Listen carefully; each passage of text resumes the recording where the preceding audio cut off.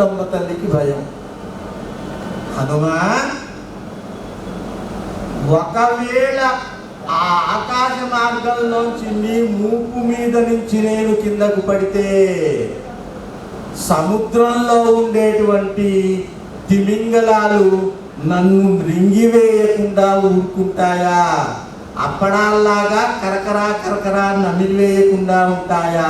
హనుమా, నీవు చూస్తే ఇంత చిన్న అల్ప శరీరుడు లాగా ఉన్నావు, నీవు నన్ను మోసుకొని వెళ్తా అంటున్నావు నీ యొక్క భుజస్కంధాల మీద, ఇది సాధ్యము కాదు హనుమా అంటే, అప్పుడు తల్లి ఆ మాటలు విన్న తర్వాత హనుమస్వామి ఆయన కొంచెం తన మనస్సులో కొంచెం కించిత్తు బాధపడ్డారండి.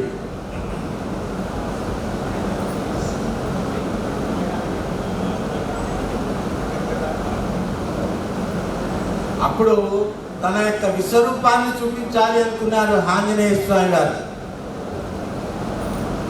వందే వానర నరసింహ ఖగనాక్రోడాశ్వవక్రాంచితో నానాలంకరణౌ త్రిపంచనయనం దేవీ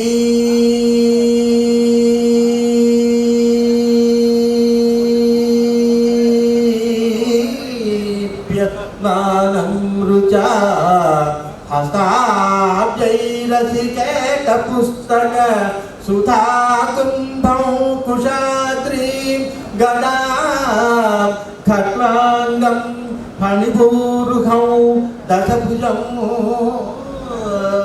పంచాస్య వాదాత్మజం. జై ఇందిరారమణ గోవింద హరి ఆంజనేయ